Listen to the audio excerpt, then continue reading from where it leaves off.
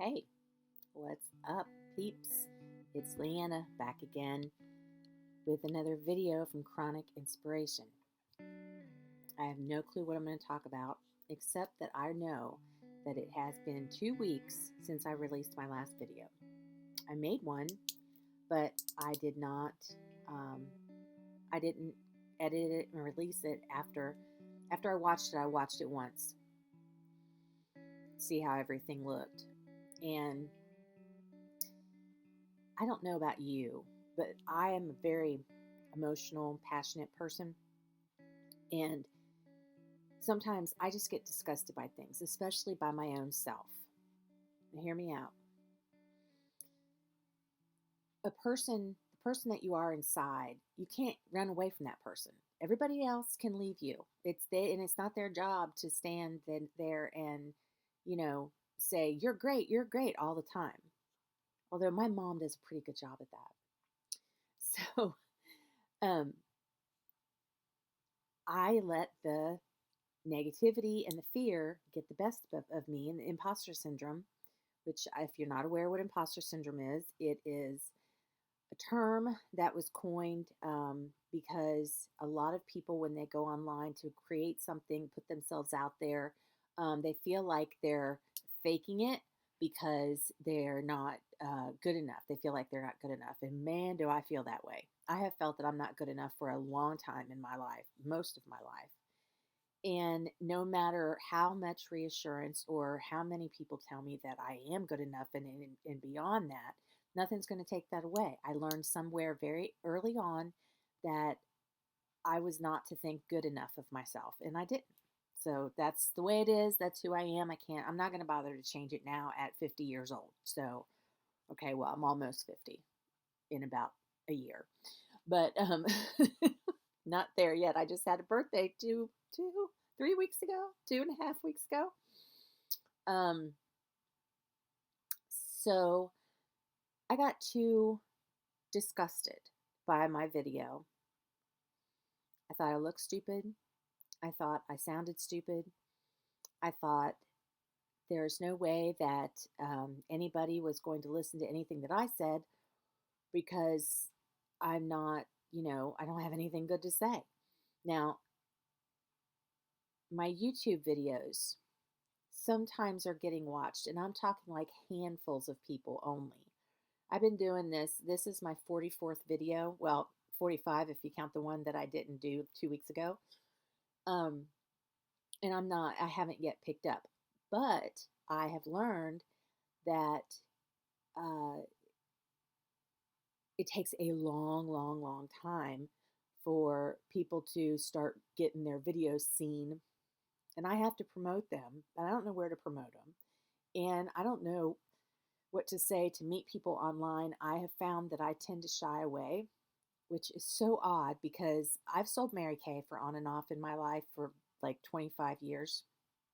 And you have to know how to meet people yourself. You go up to them and you say, "Oh my gosh, hey, I love your purse," or "I love your wallet." Whatever you find that you like about their look, you go up to them and you give them a genuine compliment.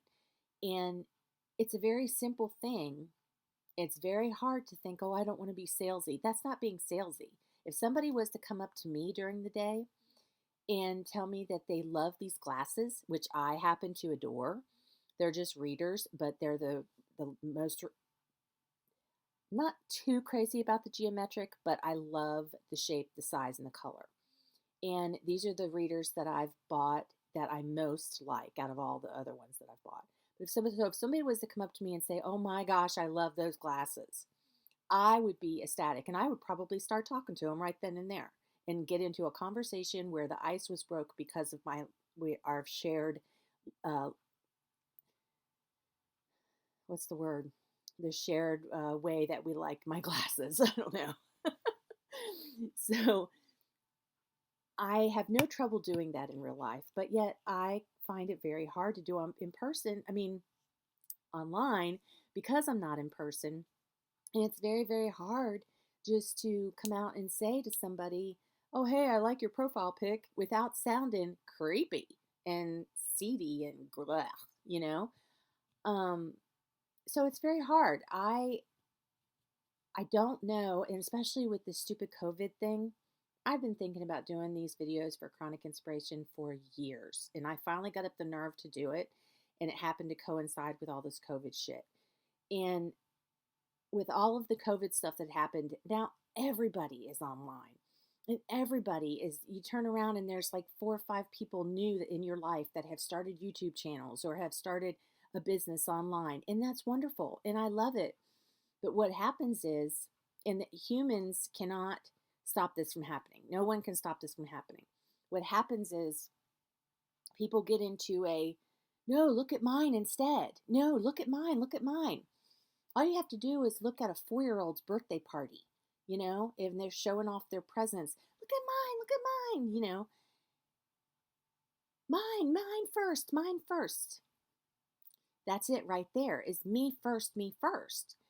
We as humans can't help ourselves but to feel that way. But I don't like to be that way. I can't stand the way it makes me feel. And frankly, a lot of times in my life growing up, since I was young, I have always been told compliments and about how I looked and how smart I was, how much my potential was. And to grow older and to have that taken away and you realize, oh shit, I was riding on that a lot, riding the coattails of that. It's very disturbing because you realize you really have to take stock and say, what is left? What can I say? Here's my sheet of the excellent qualities that I have. When you take away that being online takes away the instinct that you feel when you're next to somebody and you strike up a conversation when you're in something in common, like for example a workshop, or if you're in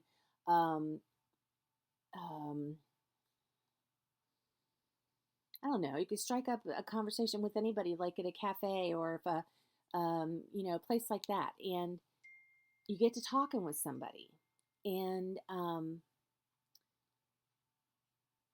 you get an instinct, and you get a sixth sense about how, oh my gosh, I've got chemistry with this person. I want to talk to them. Maybe get their phone number. We can meet up and have lunch next week or something. Whatever it is. I've never done that, but except for Mary Kay. And I was always the one getting to be really good friends with all of my potential customers and recruits, because that's what I did. I don't know a stranger. That's how I am. But you take away that instinct and the knowing what chemistry you have with a person, it's very, very hard to feel that online. So there's that. And then there's also just the not knowing if they're scamming you, them not knowing if you're scamming them. And it's very, very difficult. So I forget what I was saying before, dang it. Oh, so you take all of that away of your potential and your looks. And I'm left with, okay, what do I have? What do I have that I could share with somebody or put out there that to say, my stuff is good enough to get in the competition of life, okay? Here's the thing, though. I am good at numbers, and I was excellent in accounting when I was in school. And I actually, for a long while, entertained the idea of becoming a bookkeeper and accountant. Now, in my administrative assistance career that I had, administrative support assistant, administrative support career, admin, whatever. How much more can I shorten that? But as much as in that, I did have a lot of opportunity and did have a lot of job responsibilities as a bookkeeper in several different companies that I worked for. I never had a problem with it. As a matter of fact, when I was doing Mary Kay, I started a side hustle. That wasn't the name at the time, and it wasn't online, it was in person. I was in the process of putting it online when I found out that I had fibromyalgia, and then my life just never got back on track. Anyway, I had this um, company called Office Link, and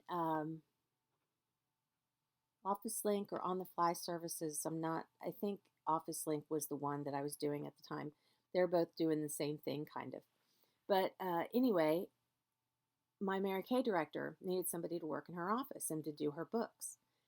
And so I did her books for Mary Kay and her side hustle as well, and did all of it on QuickBooks, and was able to print out her reports and things that she needed to take to her accountant for her yearly books and also for tax time.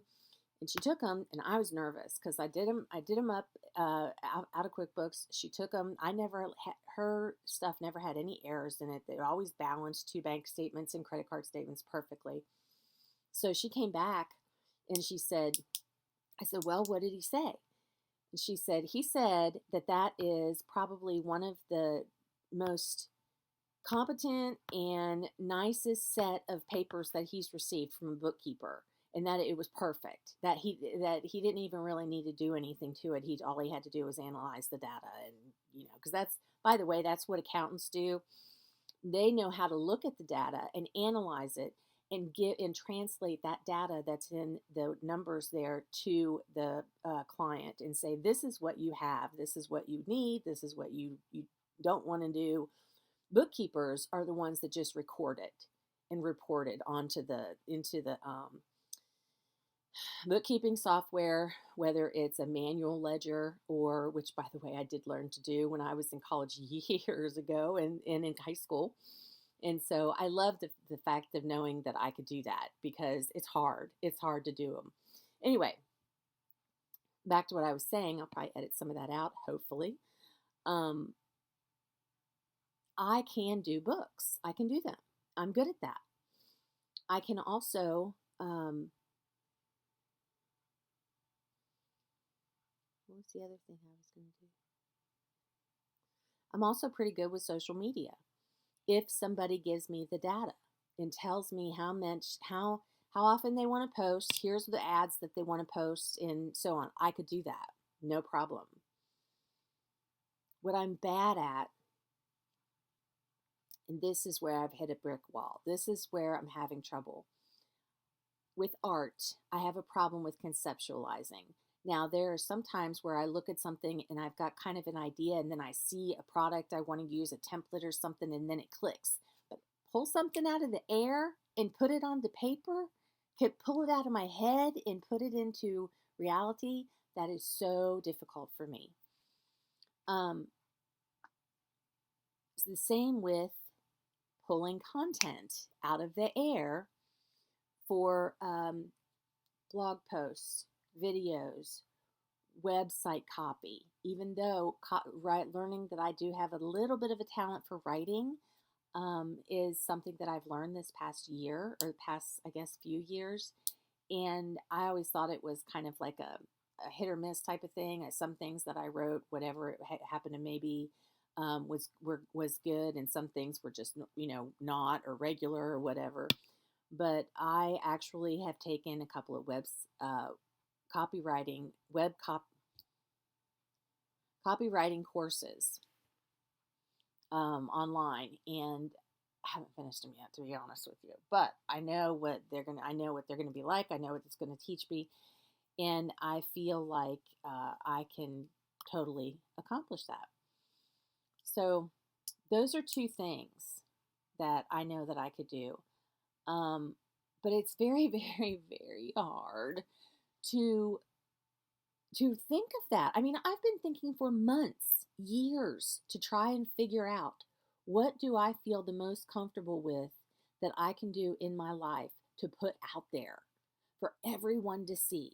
The final thing that I came up with is what I'm doing right now, being an inspiration for any of you out there that is watching, and you are maybe feeling the same way that I'm feeling. You're the person this video is for.